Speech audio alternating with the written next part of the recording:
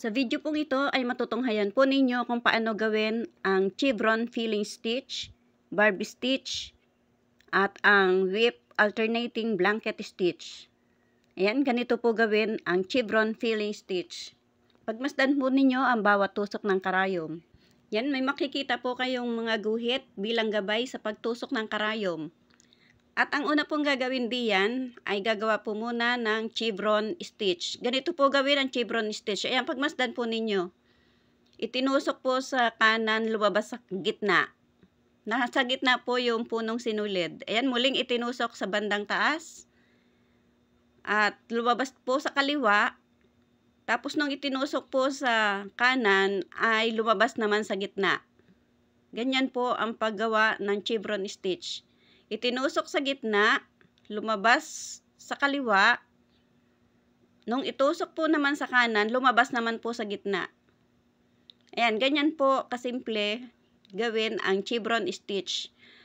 Ang chevron filling stitch naman po ay ang dalawang tahi ng chevron stitch na pagsasagupin. Maya-maya lamang po ay magsasagop na po ng isa pang chevron stitch sa bandang baba. Ayan, pagmasdan po ninyo ang paggawa ng chevron filling stitch.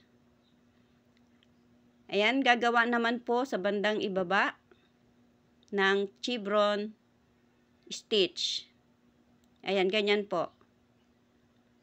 Pagsasagupin po yung dalawang tahi ng chevron stitch. Ayan, pagmasdan po ninyo hanggang sa matapos.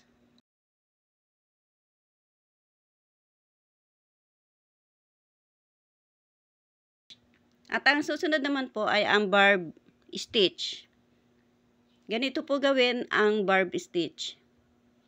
Ayan, mayroon po rin makikitang guhit bilang gabay sa pagtusok ng karayom. At ang gagawin pong una diyan ay ang blanket stitch. Ayan po, ganyan gawin ang blanket stitch. Nakakontrol po yung isang daliri doon sa punong sinulid sa itaas. At pag itinusok po ang karayom sa ibaba, matik na po na nasa loob na ng punong sinulid ang karayom. Pag hinikit. Ayan, ganyan po. Itutusok. Tapos, hihigitin na po iyan. Nasa loob na po ng punong sinulid ang karayom. Ayan, pagmasdan po ninyo hanggang sa matapos ang tahi. Ayan, ganyan po ang blanket stitch. Ang barb stitch naman po ay ang dalawang tahi na pagsasagupin. Yan, ganyan po. Dalawang blanket stitch. Ang isa nasa taas, ang isa nasa ibaba. At tapos, lalagyan po yan ng whip stitch pagkatapos ng blanket stitch. Ayan, ang susunod naman pong yan ay whip stitch. Isusuot lamang po ang karayom sa bawat tahi ng blanket stitch. Ayan, ganyan po ang paggawa ng barb stitch. Ang tawag po diyan ay barb stitch.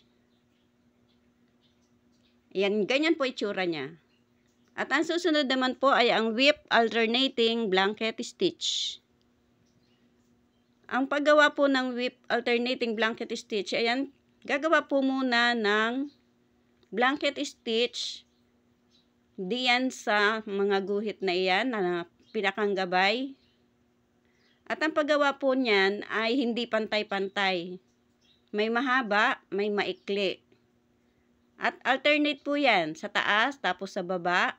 Ayan, nasa baba naman po tayo ngayon. Ayan, gumawa po muna ng blanket stitch sa bandang baba. Maikli po yung nauna, tapos mahaba yung nasa gitna, tapos maikli po ulit. Yan po ay pinakandisenyo na rin. Yung mahaba at maikli na yan na tahi ng blanket stitch.